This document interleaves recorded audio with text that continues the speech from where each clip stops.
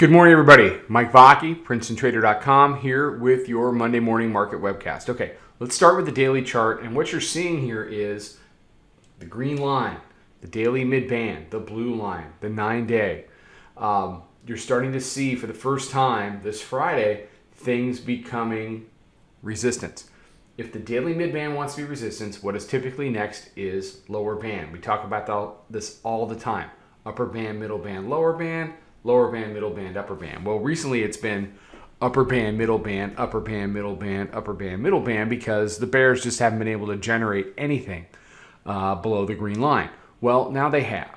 And we've gone down to test the daily lower band on Friday. We've done it again in the overnight today. We did a full test of the 50 EMA on Friday. That's the red line. Fairly close this morning. We've done as deep as 82.5. The significance of being and living below the daily mid-band is that you end up in sell rallies mode. That your baseline assumption is no longer buy dips, it is sell rallies.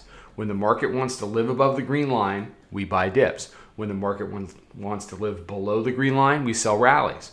So what was a good example of that? Well, last night we had multiple moves up to 96. I think the best they did was right off the open. They did 98 quarter.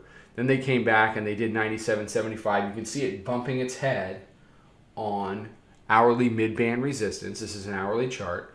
They could not get through 96, and then it gave way to the move down to 82. Sell rallies, sell rallies, sell rallies, sell rallies. So what I'm interested in now is the hourly mid-band going to continue to be resistance on a test, and we have a potential higher low versus the monthly pivot test on Friday. That's going to have to get taken care of by the bears. Otherwise, dip buyers will become emboldened, and we may end up in a nice little face ripper. But you can see what's happened here. Plenty of trips up into the 2940s, inability to take out the all-time high at 47, and then you just see it.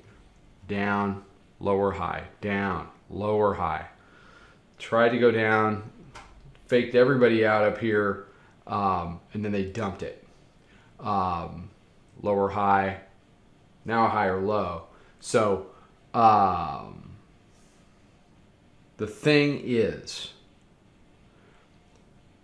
when it stops doing lower lows, you have to be vigilant. You got to take profits. It's been very two-sided.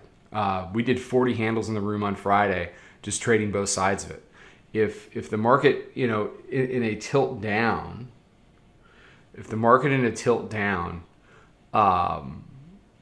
wants to move in 10, 12, 15 handle chunks, that kind of trading volatility is ideal.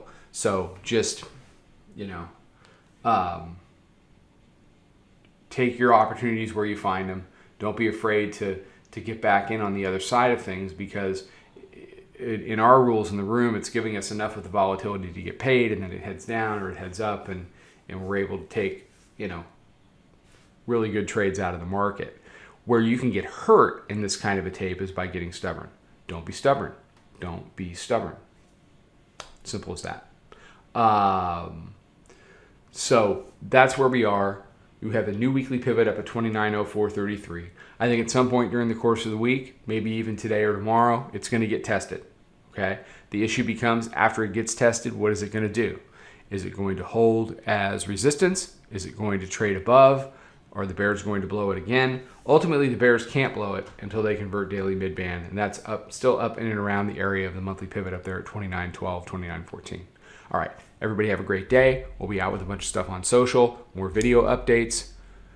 Until then, have a great day and trade them well. Follow us over on Twitter, Instagram, and Snapchat at Princeton Trader. Check us out on Facebook and join us for a free trial at www.princetontrader.com. Trade them well.